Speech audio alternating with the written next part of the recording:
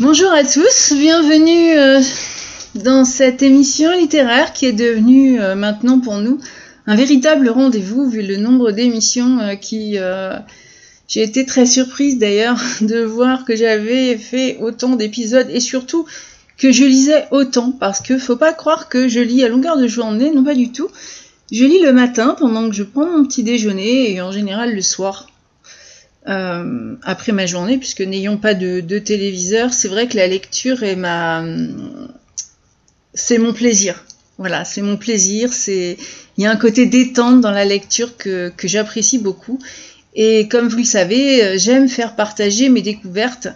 Et cette semaine, je vais vous présenter la première partie donc je suppose d'une duologie, mais ça c'est une supposition, parce que j'ai vu qu'il y avait une deuxième partie, mais après ça ne veut pas dire qu'il n'y aura pas une troisième partie. C'est La Reine oubliée. La Reine oubliée est un roman qui a été écrit par Thomas Bréchemier, et très sincèrement, je l'avais déjà, pour ceux qui suivent mon blog, je l'avais montré dans mes différents bilans, parce que ce roman est un pavé, mais il est d'une épaisseur qui a terrifié d'ailleurs beaucoup. C'est dommage de se laisser guider par un roman qui a trop de pages. Croyez-moi, il y a des livres tout petits qui sont très longs à lire tellement ils sont enquiquinants. Par contre, j'ai été surprise parce que ce roman est présenté comme fantaisie. Alors, je voulais pas dire de bêtises, j'ai quand même vérifié. Et effectivement, c'est absolument pas un roman de fantaisie. C'est bien plus que ça. C'est beaucoup plus riche. Et alors, pas que par son poids et sa densité. J'ai dans ce roman qui serait plus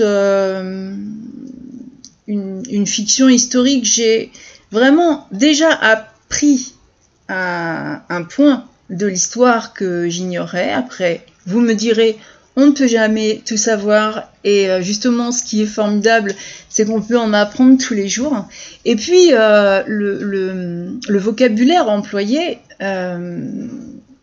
m'a fait revisiter des mots qui ne sont pas forcément usités tous les jours, et c'est vraiment un roman que j'ai apprécié à sa juste valeur, vraiment.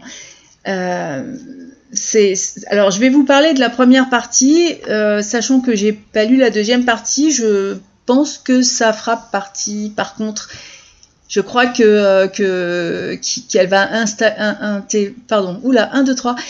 Je pense que je vais garder parce que c'est vraiment très très. Enfin, ça m'a appris beaucoup. Enfin, j'ai tiré énormément de cette lecture. C'était pas juste une simple lecture. Donc, en plus d'être plaisante, elle a été beaucoup pour moi.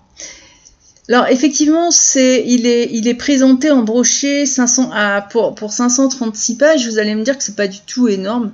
Par contre, la police de caractère est minuscule. Alors ça, c'est pas sympa parce que avec l'âge, je commence à devoir prendre des petites loupes pour lire quand c'est petit comme ça.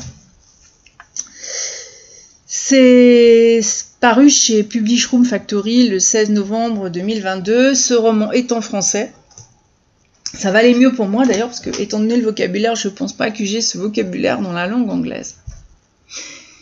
Je me suis si vous lisez la 4e de couve, il annonce immédiatement la couleur en vous parlant du royaume d'Anglie et en posant l'année 1378. Ensuite, effectivement, il y a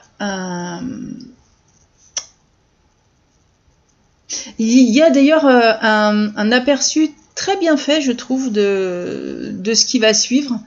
Mais c'est vrai que on vous dit, bon, tel endroit, telle date. Moi, je suis quelqu'un de curieux. Et comme je suis pas forcément spécialiste en histoire du monde et que Anglie ne me semblait pas particulièrement français, j'ai cherché à savoir si ce royaume était une pure fiction. Et en fait, j'ai été surprise, mais pas tant que ça, parce que l'Est Anglie, qui a été, enfin le royaume des Angles de l'Est, ce fut un royaume anglo-saxon qui couvre éventuellement les actuels comtés anglais du Suffolk, du Norfolk. Et c'était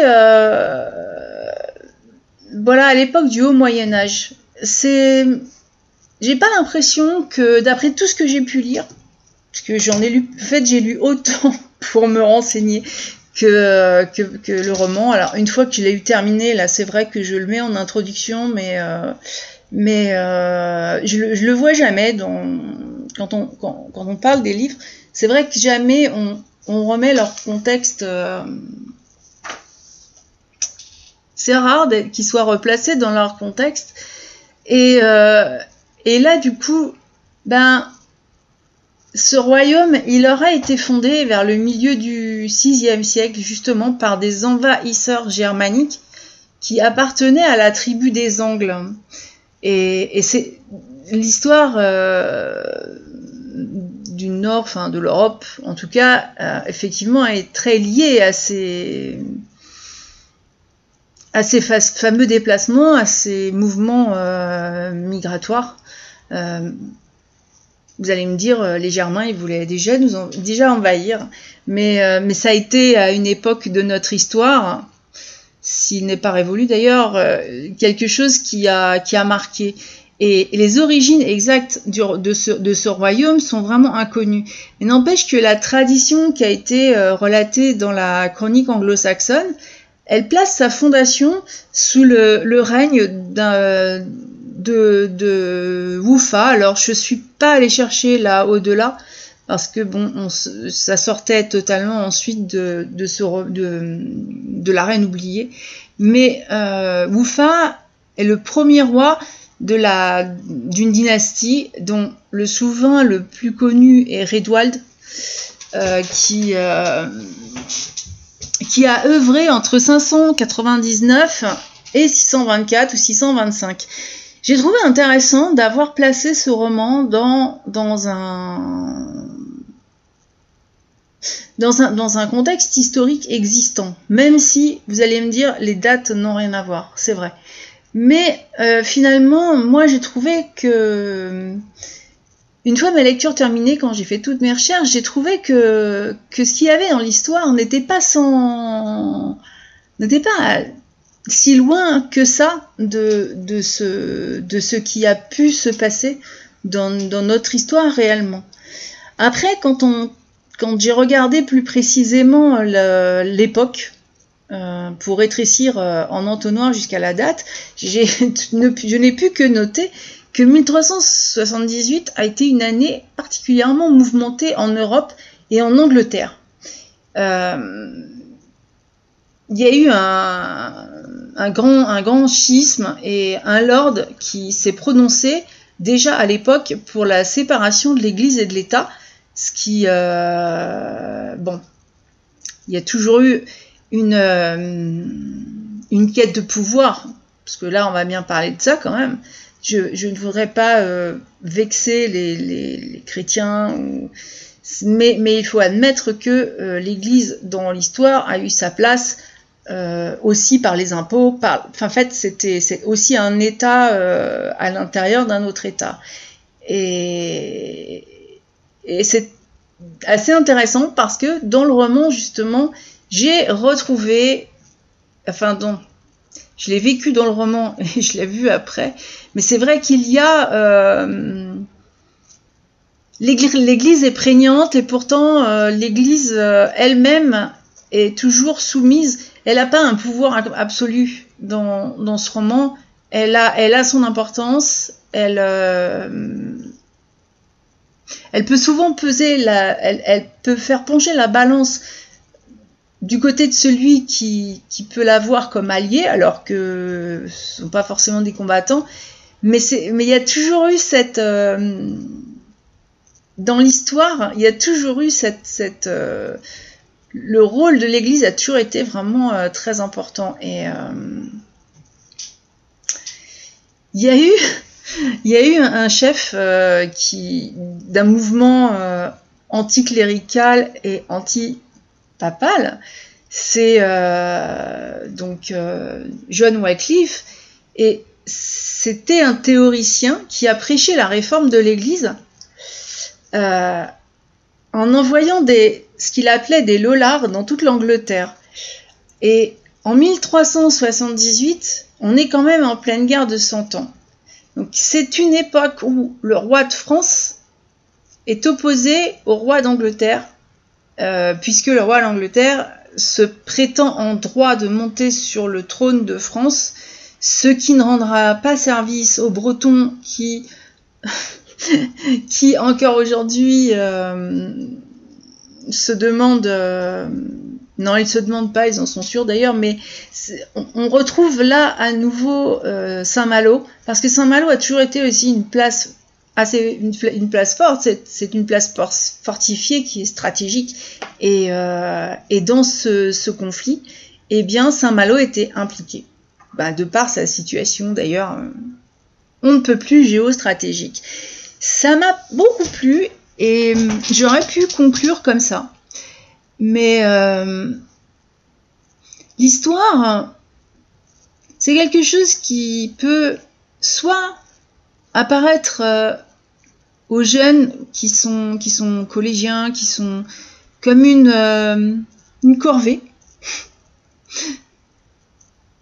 J'ai été très surprise il y a pas très longtemps, puisque moi j'ai fait des études d'histoire, mais moi c'était plus dans le but de me donner le temps de savoir ce que j'allais faire réellement, autant se cultiver. Et ma belle-fille est en deuxième année de licence d'histoire. L'histoire a une importance de mémoire, c'est trop souvent qu'on l'oublie, et c'est vrai que j'avais envie de vous introduire ce roman de cette façon-là, parce que vraiment, très sincèrement, si vous cherchez un roman de fantaisie au sens littéraire qu'on lui donne, la première partie, peut-être la deuxième partie, je ne sais pas. Mais en tout cas, la première partie n'a absolument rien du tout de ce qui caractérise ce style littéraire. Voilà, ça c'était pour ma surprise, et il était présenté comme fantaisie, donc je m'attendais à 2-3 petites choses qui ne sont pas arrivées, mais par contre à d'autres, j'ai vraiment découvert d'autres, un livre tout au moins qui est passionnant. L'aventure s'ouvre, et justement elle s'ouvre plus d'un point de vue très cruellement historique que fantasy, puisque on est sur la fin d'une bataille qui est particulièrement sanglante, et à première vue, il n'y a aucun survivant. C'est le récit d'une époque d'ailleurs où les conflits engageaient le meneur, son armée. C'était des batailles sur un champ qui étaient prévues à cet effet, avec les épéistes, la cavalerie, les archers. Des combats qui, quand on lit les premières lignes de La Reine oubliée, peuvent peut-être sembler barbares. Mais ma réflexion m'a poussée un petit peu plus loin, puisque je ne crois pas que les guerres du XXIe siècle on respecte ils ne respectent même pas les civils, et il y a dans ce roman, c'est pas le sujet effectivement, vous allez me dire, mais dans ma lecture, il y a beaucoup de passages qui ont un petit peu agité mes neurones, peut-être trop pour ceux qui écoutent ce podcast et qui s'attendent à une chronique littéraire en bonne et due forme, mais j'ai vraiment, ce roman a la particularité de m'avoir procuré beaucoup de plaisir, parce que dans la plume de l'auteur, c'est vraiment très très intéressant, très fluide, ça se suit, malgré le sujet qui est très lourd. Et je suis toujours très contente d'avoir appris quelque chose et d'avoir mis un petit quelque chose de plus dans ma culture générale. Je ne pense pas l'oublier parce que c'est vrai que c'est vraiment très... Ça a été une lecture qui a été longue puisque plus de pages, j'y ai passé plus de temps. Et puis c'était vraiment le plaisir. Et grâce... On vous en parle dans la 4e de couverture, donc je vous y renvoie. Kahir, c'est un jeune homme... non, alors pour ceux qui n'ont pas la lecture du blog, je vais quand même faire une petite parenthèse. Il a été le seul témoin du meurtre de sa famille. Il est très jeune. Kahir, son nom, Malahan, il est en plus obligé de fuir les assassins qu'il pourchasse, ceux qui ont déjà massacré sa famille. Et il a les tueurs sur ses talons, donc il se réfugie dans une forêt. Et dans cette forêt, il va vraiment être secouru par un couple de femmes particulièrement étranges et qui vivent recluses. N'empêche que Kahir, il est traumatisé, il n'a pas de repères. Et c'est vrai que la 4e de couverture nous laisse bien sûr comprendre qu'on va suivre ce jeune homme tout au long de l'aventure. Et grâce à lui, j'ai retrouvé aussi la beauté de l'artisanat, parce que Kahir est fils de forgeron. D'ailleurs, il serait certainement devenu forgeron si son père n'avait pas été massacré sous ses yeux. La forge, la connaissance de la forge, et puis on rentre aussi à l'intérieur du roman, on rentre dans le compagnonnage, donc dans toute l'importance des métiers de l'artisanat, des bâtisseurs, la forge était très importante aussi dans les villages. Il y avait toujours une forge dans un village parce que elle servait notamment aux ferrures des chevaux, puisque les chevaux étaient ferrés pour la guerre, et des épées. Et la forge, justement, va rester sa force dans le déroulement de son périple. Et ce jeune garçon a en lui tout ce dont il a besoin pour son jeune âge. Le reste, il va malheureusement l'apprendre. Il y a des passages qui sont un peu obligés. C'est un garçon que la vie n'a pas vraiment épargné et qui, malgré tout, m'a donné à moi une jolie leçon de vie.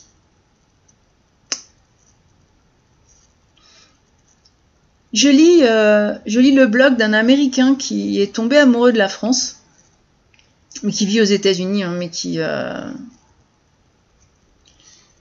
prend une partie culturelle, donc une région de notre pays. Je trouve ça amusant, et ce qui l'intéresse, c'est aussi beaucoup notre cuisine.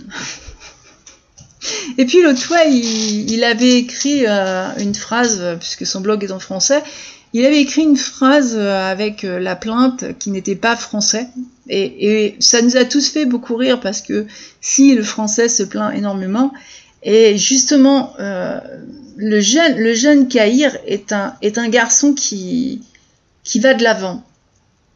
Et pour moi, ça a été, oui, une jolie leçon de vie, ou tout au moins un rappel, parce que la cause de l'assassinat de sa famille le pousse quand même à trouver refuge. Il va pas tout de suite dans la forêt, d'ailleurs, il a trouvé refuge tout d'abord auprès d'autres personnes. Il fuit, il est obligé de fuir pour sa survie, il est très jeune. Et cette forêt dans laquelle il va aller se réfugier est dite hantée par 2 sorcières, et c'est ce qui fait que justement les hommes qui le poursuivent n'y vont pas, voilà, ou ne s'y attardent pas. Et dans cette forêt hantée, maudite, il peut justement souffler, parce qu'il se retrouve en compagnie d'Élisabeth et de Marie, qui sont les deux femmes prises pour des sorcières de par leur vie qui n'est pas celle qu'on attend. Il y a toujours à une époque, il y a toujours eu à une époque une sorte de moule, alors évidemment, deux femmes qui vivent dans une forêt et de façon complètement isolée. C'est très curieux, c'est forcément des sorcières. Mais bon, ça n'a pas une importance détonnante dans ce livre, si ce n'est que elles n'ont jamais rien fait pour modifier ce que les villageois ont imaginé eux-mêmes. Hein, c'est pas du tout elle qui a formé cette ce n'est pas ces femmes qui ont formé la légende, mais par contre elles font surtout rien pour établir une vérité, parce que elles se sentent très bien dans cette forêt, elles y vivent simplement, elles se nourrissent de leur chasse, elles vont à la pêche, elles se nourrissent d'amour, c'est un passage du roman qui peut faire envie à beaucoup d'entre nous, surtout ceux qui sont soumis au stress. Vous allez voir, c'est un passage vraiment où on peut se mettre peut-être à côté de ce que j'appelle le coulis-coulis de l'eau. Plus, bien sûr, si vous avez une rivière que quelque chose qui est enregistré, c'est toujours plus sympa quand la nature est vraiment près de nous, mais en tout cas, Kahir va raconter son histoire, et cette histoire touche énormément Elisabeth. Et Elisabeth, elle a envie de l'aider, ce jeune homme, elle a envie de... On sent tout de suite en elle une très belle personne, calme, très, très sereine, parce qu'elle va à la pêche, et justement, elle dit que la pêche apprend la patience, elle fait des sculptures, il y a vraiment quelque chose chez cette femme qui dégage une aura impressionnante, et elle veut absolument faire ce qu'elle peut pour aider le jeune Kahir. Et Elisabeth et Marie vivaient dans cette forêt depuis 20 ans. Et l'arrivée de Kahir, c'est ce que moi j'appelle l'effet papillon. Et bien sûr, ça a changé le cours de leur vie. Et ça a été le premier battement d'aile. Ce n'est vraiment que le début des événements qui ensuite s'enchaînent tout au long de ce roman. S'enchaînent d'ailleurs de façon, oui, historique.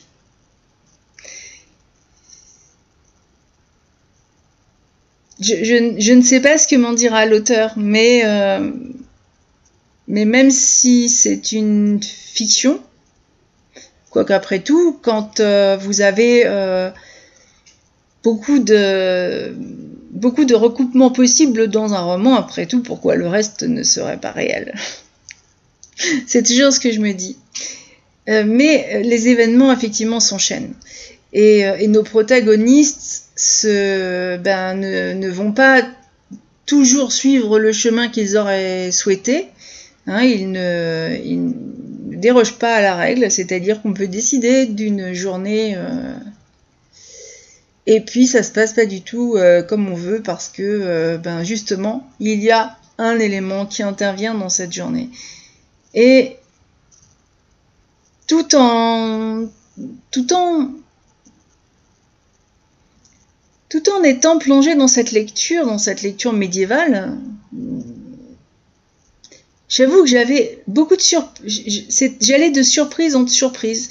Il y a des rebondissements, mais vraiment, enfin, on se demande d'ailleurs, on se dit même presque qu'ils n'ont pas trop de chance, mais ils veulent quelque chose, et effectivement, quand on veut quelque chose, et surtout j'imagine dans ces périodes plus anciennes, il y a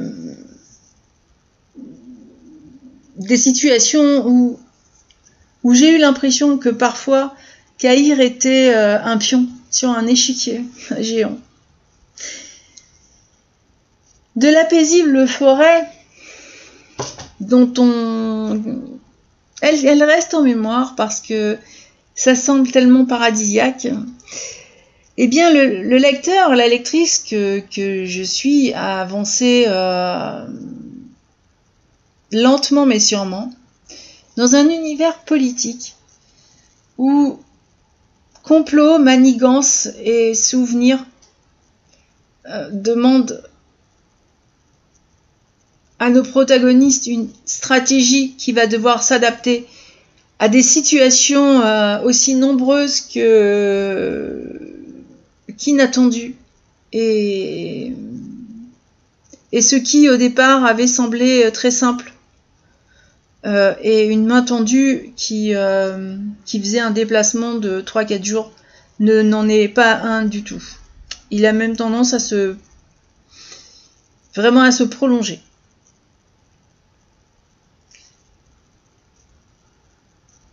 Et face à tout ça, eh bien, nos protagonistes, ils s'adaptent à toutes les situations comme ils le peuvent.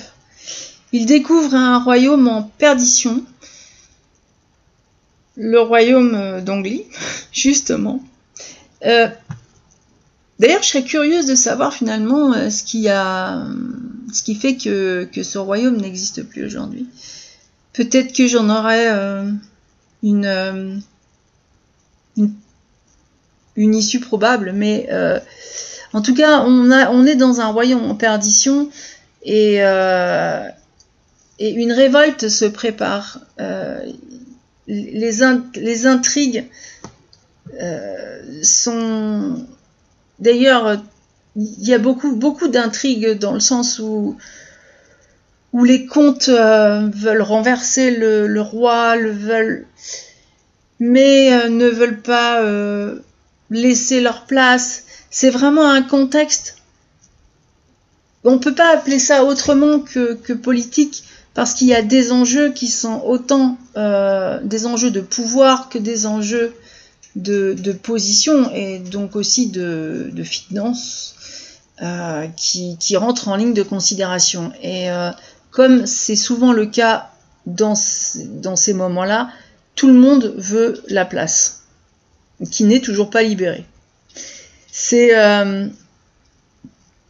chacun, on les voit, on les devine. Chacun de ces protagonistes cherche une alliance pour renforcer sa propre position, donc quelque part imposer sa voix et lever une armée pour porter la fameuse couronne. Et pourtant, dans ce contexte, et malgré tout ce qu'il peut traverser, voir, il n'a pas grandi comme ça, Caïr. Il aurait dû rester forgeron et pas voyager comme ça dans le royaume avec bien souvent un poids sur les épaules qui n'est pas toujours le sien. Et vous allez découvrir que c'est un personnage vraiment attachant qui a certainement beaucoup à nous apprendre par la plume de l'auteur, pas par la sienne, mais lui en tout cas, il y a une chose qu'il veut pas, c'est porter la couronne. Ça en fait un personnage différent de beaucoup d'autres. C'est vrai qu'il a des sentiments qui vont rester purs, qui vont rester intacts, il reste fidèle, il reste vraiment... ses engagements sont ses engagements, il les a pris, il va les respecter, même si ça doit lui coûter la vie. Et en cela, c'est déjà enfin, c'est peut-être plus typique de ces époques, mais ça en fait vraiment un garçon attachant qu'on a envie de protéger. Et bien sûr, j'ai tout de suite, enfin, au fil des pages, j'ai compris pourquoi Elisabeth avait été séduite n'est pas le bon mot, mais charmée par ce jeune homme. Et c'est tout ça, ce roman. C'est vraiment beaucoup de choses. Ce roman, bien sûr, je l'ai dit, ce sont des complots, c'est un contexte politique qui est compliqué, c'est la recherche des alliances, ce sont des batailles aussi. Et il y a une petite phrase que j'ai retenue parce que elle m'a semblé tellement éclatante. Peu importe la grandeur de tes idées, la beauté d'un idéal, le flamboiement d'une perspective glorieuse, négliger la dimension humaine d'un projet conduit systématiquement à la ruine. La dimension humaine. Celle qu'on oublie tant. Ce roman, je le garde en mémoire au point où, quand je l'ai eu terminé, j'ai commencé un autre bouquin. Je ne reste jamais sans lire. Donc bon, j'enchaîne. Et j'ai énormément de mal à rentrer dans l'histoire de cette nouvelle lecture parce que la reine oubliée, elle est encore là. Moi, je l'ai pas oubliée. L'écriture est d'une richesse peu commune. J'y ai retrouvé la noblesse des mots, ceux, vous savez, qui se perdent de nos jours. Et pourtant, l'auteur a soigneusement rappelé à ma mémoire ce vocabulaire, tout comme la réalité d'une bataille, dans l'odeur du sang, le bruit des lames, les corps qui s'effondrent. Et justement, Kahir, à ce moment-là, lors de cette première bataille qu'il va devoir, Kahir ne se défile pas, Kahir assume, il est là, il va y avoir une bataille. Bien sûr qu'il est comme tout le monde et qu'il préférait être ailleurs, mais il va remplir son rôle. Et à plusieurs moments très clés de ce roman, Kahir est toujours un personnage clé. Il est courageux et quand il affronte son premier combat, c'est, en tout cas, moi, la façon dont je l'ai lu, c'est bien sûr un échec des accords diplomatiques qui étaient recherchés. Et je ne sais pas si c'est réellement un échec, parce que c'est vrai que le roman s'ouvre sur une bataille et s'achève sur une bataille. Et s'achève même sur une trahison. Une trahison qui... C'est quelque chose vraiment que je voyais pas venir et d'ailleurs, l'aurais-je pu? Non, je ne crois pas. C'est cette façon qu'a l'auteur, Thomas Bréchémieux, de pouvoir nous tenir en haleine dans une aventure d'histoire fictive, mais n'empêche qu'elle nous rappelle quand même sérieusement l'histoire.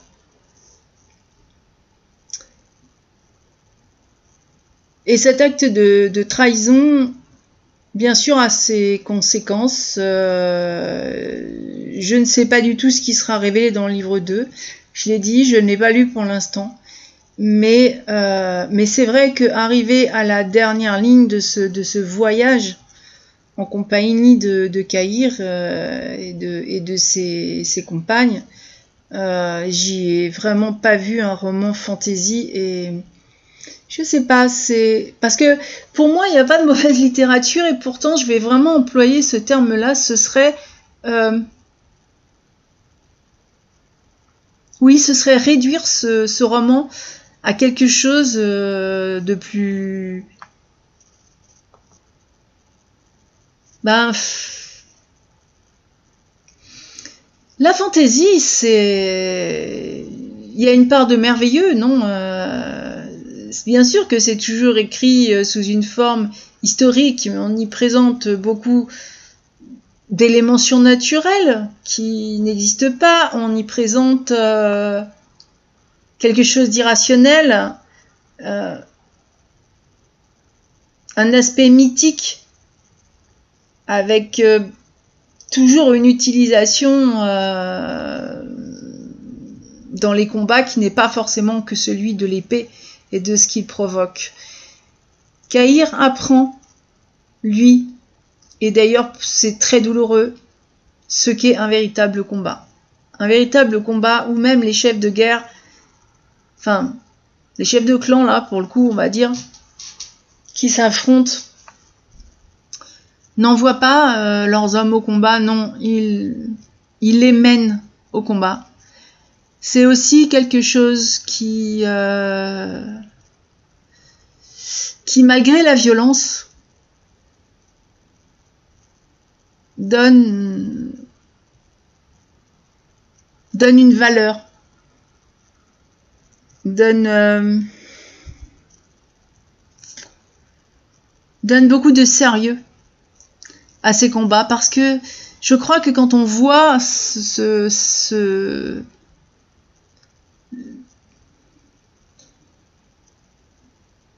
combat et cette bataille, autant la première que celle-là, elles sont détaillées sans plonger dans l'horreur, mais je crois que on voit les corps, on voit ce qui se passe, et ça aussi, ça a fait beaucoup travailler mes neurones, je vous l'avoue. Comme c'est pas le sujet, je vais m'éviter de quand même de vous faire un énorme. Mais sachez que cette fiction historique, pour moi, est digne de notre littérature classique. Dans le vocabulaire employé, il n'y a pas de vraiment, mais dans les tournures de phrases, dans la grammaire, dans le vocabulaire qui parfois m'a demandé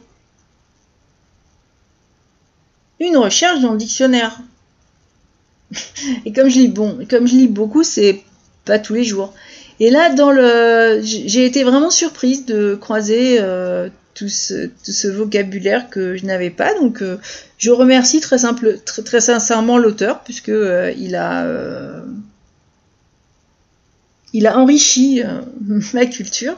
Je remercie aussi vraiment très sincèrement Publish Room Factory, parce qu'il m'a proposé ce roman en service presse, et j'avoue avoir hésité parce que le sujet, il y avait beaucoup de choses qui faisaient que je me suis demandé si j'étais vraiment prête à lire quelque chose comme ça. Quand je l'ai reçu, je savais que c'était pas non plus un petit bouquin ou une novella. Quand je l'ai reçu, il y a vraiment le poids qui allait avec, et c'est vrai que je l'ai longuement regardé. La couverture est pas particulièrement attrayante. C'est vrai que souvent je parle des couvertures. Bon bah là c'est vrai que c'est pas quelque chose. Elle dit ce qu'elle dit et c'est tout. Mais donc j'aurais pas été attirée par ce roman par la couverture. C'est du coup pas du tout ce qui m'a attirée. Et c'est pas non plus forcément d'autres avis, parce que je ne les lis pas en général avant d'avoir lu un roman, tout simplement pour ne pas être influencé. Je crois qu'on peut être influencé malgré soi. Et effectivement, ce personnage qui parle de la dimension humaine d'un projet.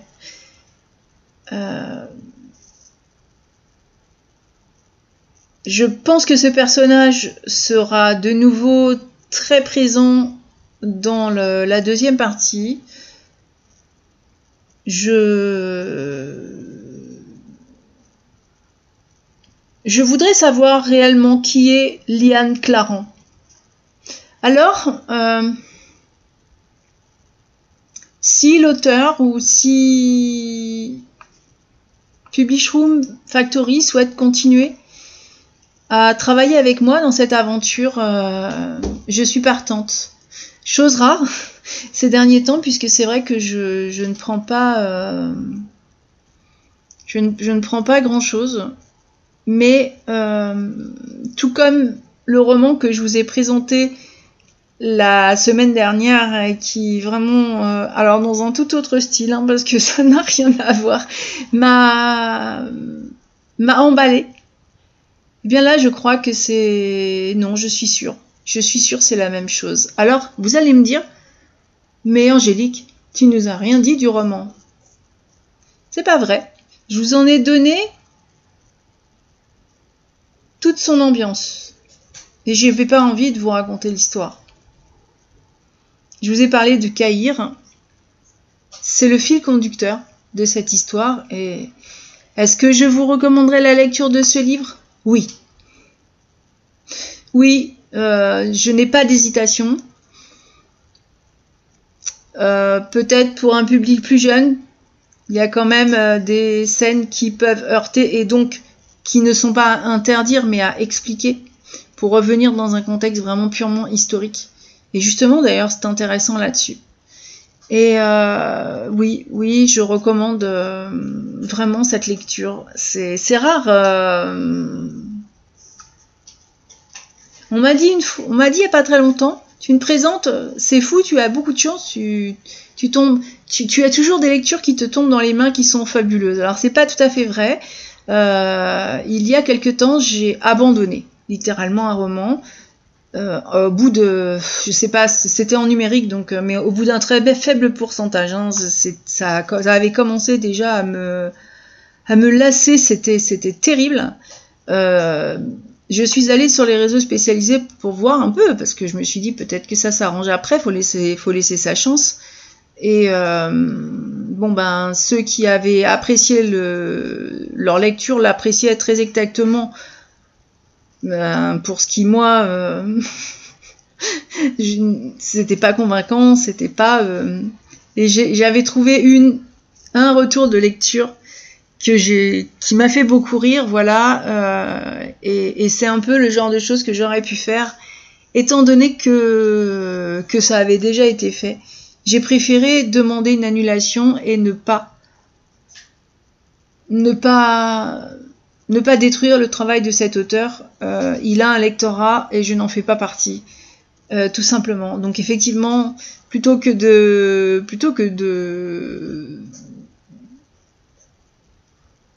parler de ce qui ne m'a pas plu, je préfère garder sous le coude, et vous remarquerez que j'ai largement de quoi satisfaire autant mon imaginaire que le temps libre que j'ai et que j'aime passer, soit en randonnée, soit à lire. Alors, ouais.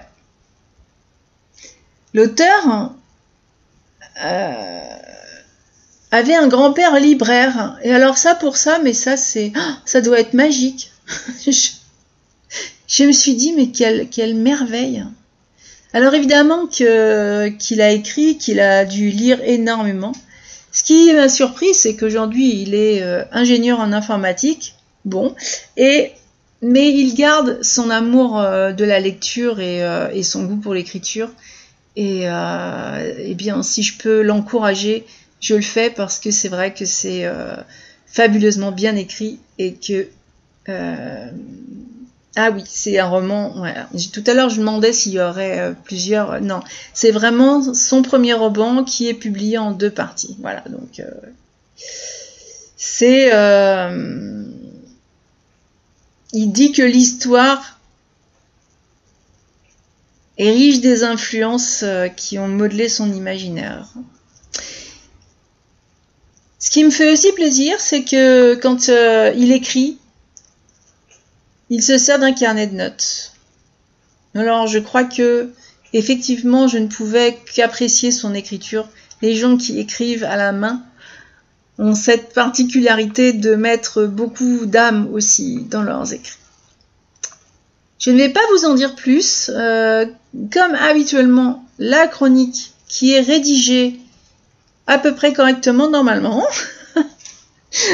Non, alors une chronique rédigée est publiée tous les lundis sur le blog lescrinsdubard.net. Faut pas hésiter. Vous pouvez aller le lire, c'est gratuit, ça ne vous coûtera rien.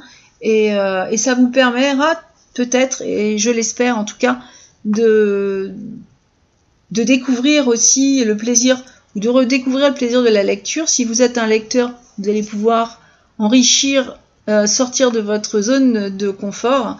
Et quant à La Reine oubliée, elle est actuellement chez une de mes amies, une vieille dame qui a fait à son époque des études littéraires, Hippocagne, Cagne, et j'aime beaucoup savoir ce qu'elle ressort des lectures qui m'ont emballé de cette façon-là.